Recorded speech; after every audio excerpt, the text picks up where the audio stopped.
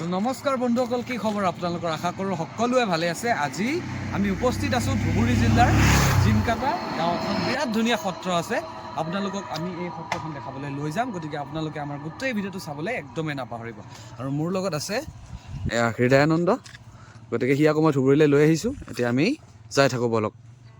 এতিয়া আমি আহি উপস্থিত হৈছোঁ এখন বিৰাট ধুনীয়া সত্ৰত। সত্ৰখনৰ নাম হৈছে জিমকাটা সত্ৰ।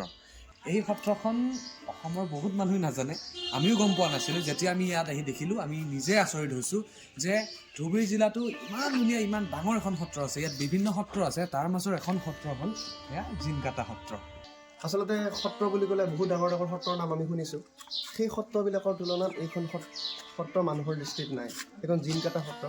এইখনত আহি আমাৰ এনেকুৱা এটা অনুভৱ হৈছে যে ইমান ধুনীয়া ঠাই এটাত আছে, কিন্তু এই ঠাইখনৰ পপুলাৰিটিটো কমি আছে।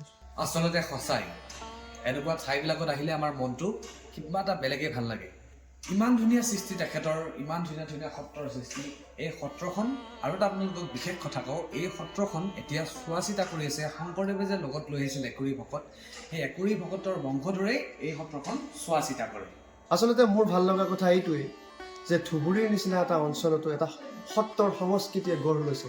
সেই তাহানিৰ পৰা একুৰি ভকতৰ পৰা আজি তেওঁলোকৰ বংশধৰসকলে কি কৰিছে, এই সত্ৰৰ পৰিচালনা কৰিছে। এইটো আটাইতকৈ শলাগিবলগীয়া। এই সত্ৰৰ যি দাঁতিকাষৰীয়া অঞ্চল, তেওঁলোককো আমি শলাগিব লাগিব, যাৰ কাৰণে ইয়াত আমি আজি আহি এই সত্ৰ দৰ্শন কৰিবলৈ পাইছোঁ। আমাৰ এই সৌভাগ্য, এইসকল মানুহক আমি নিশ্চয় ধন্যবাদ জনাব লাগিব। গতিকে কেতিয়াবা সময় সুবিধাই মিলিলে আপুনি আহিবচোন এবাৰ জিমকাটা সত্ৰলৈ। গতিকে আজিলৈ ভিডিঅ'টো ইমানে। Till then bye bye.